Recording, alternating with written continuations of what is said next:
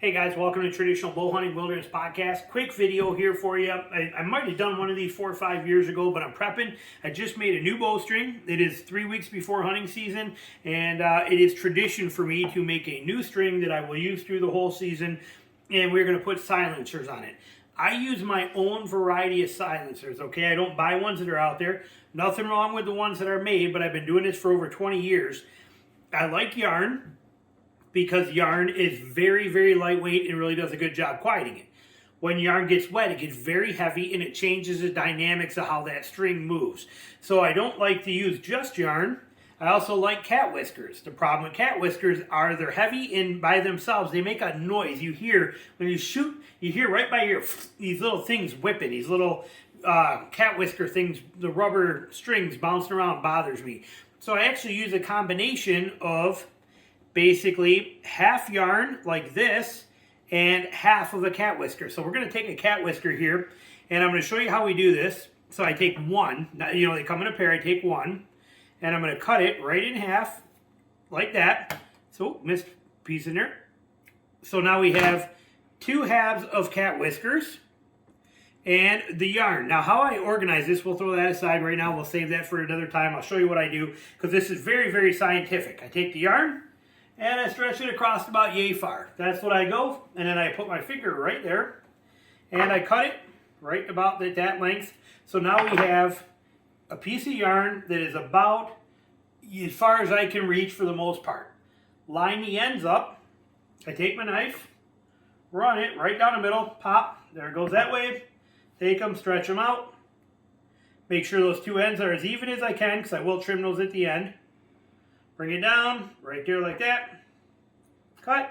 Then I'm going to fold them again. And again, I want to keep those ends as tight together as I possibly can so that it's, when I trim them, I want them all about the same length. I don't want to have to fight and have different length pieces here sticking out at the end. So I want them as close as I can possible. So then I got them all there together in a loop. I'm going to cut it again. Okay, like that. I'm going to grab them, I'm going to flip it up again. Make sure those ends are as close as I can together. Like that. Now they're starting to get away from me a little bit. So I'm going to take my scissors and I'm going to cut right across there. Oh, now they're back to perfect. Then I'm going to take my knife, slide it in there, and I'm going to cut them again. Now we're going to do one more. Now on this cut though, I want to keep them separate so I have even number for right and for left. So this gets a little complicated. So I want to fit my knife blade in there, which gets to be kind of tricky. Like so, but I want to make sure I can keep them separated. There's a song about that. Keep them separated. And there we go. Now, if I time that right, I have 2 groups. Right here's a group. Right here's a group. I'm going to look over here at this. I'm going to take my cattail and lay it right on there, kind of like making a little sandwich. I'm laying that one on, and those become my silencer sets. Now on my string, I like running mine 12.5 from the point where my loop starts. So you'll see on here I got a red mark right there, 12.5 inches down. I am going to separate the strings. I do not tie them on. I do not mess with any of that kind of stuff or any of this high-tech fancy stuff. I just split the strands, and I'm taking that whole assembly and I'm sticking it right between these 2 bundles, just like that, right there on that spot, and I'm twisting, okay, just like that. So that's one. I'm going to take this bundle and I'm going to come down here where I got this at, split the strands, which I should have did before I picked this up. So I'm going to fight with it for a minute.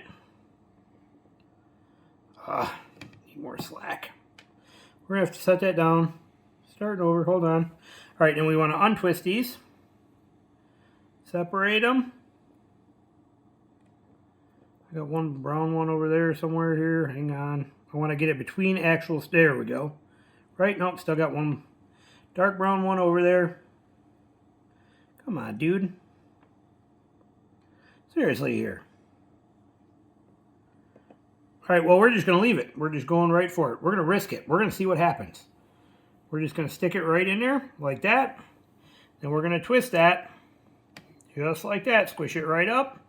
And then when we string this and put this back on, put my stringer there, set this, make sure we're even in the middle, yes and yes. Okay, we're gonna put this back on here. Stringer's on. So that's what they look like when we set them, okay? Now what we wanna do is we want to yank on these rubber ones and separate them all. So just give them a pull, okay? When you pull on them, they're gonna split apart. So pull on them, kind of holding in the middle, just give a tug. And they're gonna kind of come apart on you. This side here too, pull on these. Just pull them and kind of give them a yank.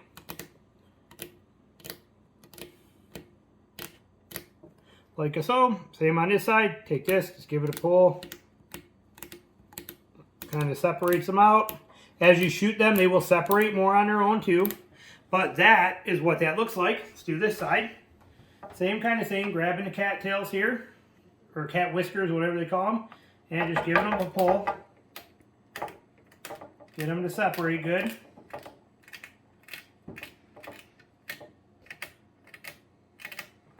Coming over to this side, same thing. Just giving them a pull to separate them. And there we go. Oh, we got one more over here. This side. Then, when you give this a couple of pops, so you can see what they look like right now. And actually, you can see that this side here sticks out a little longer than this side. I'm going to see if I can pull that through. Evening that out, squish it up nice and tight together. Sure, that one's good. Squish it up nice tight together. Now, when we give this a little snap, she's going to bounce and they're going to come to life. Those yarns are going to fluff out. And that is what we have. That is what we end up with. It is a mixture of cattail and yarn right there in the string. Here's this one. Yarn and cattail. Or cat whisker, I should say, sorry. And on this one, I don't like that that's a little long on that side, but that's okay, because then you just take your string or your scissors, cut them right here over your wife's kitchen table, and don't tell her, and she can find these things for weeks later for these little ends everywhere she turns. She will love you for it. She's the one behind the camera right now. There we go, like that. And, oh, we got one more on there. Like I said, I'm picky. I want even size on these. And like that. And that's all there is to it. That one looks pretty good around there. Yes. And that's it. So when you shoot this, every time that you shoot this, draw a brass shooter, those will puff out a little more until they hit their stop point.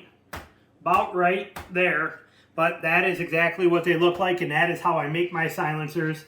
I do see one more sticking up over here that's, like I said, I must not have put that in even on there, but it's bugging me. There we go. And so, yeah, I just, you know, nothing fancy, nothing high-tech, but it is a system that I found that works really good because I do hunt so much in the rain. I do not want to rely on just a big ball of yarn because that will fill full of water. And when it does, it's going to make that string real heavy. The cat whiskers on their own, they get too noisy. So this is my perfect combination that I've been using for 20-something years that is that happy medium of giving me the yarn to keep it quiet. Even when you fill up with burrs, you know, I walk through and you get some burrs in there and stuff like that too. The cat whiskers still do their job. It's kind of a win-win perfect scenario for me, so I've been real happy with it. So quick little tip for you, that's how I make my silencers. Thanks for watching.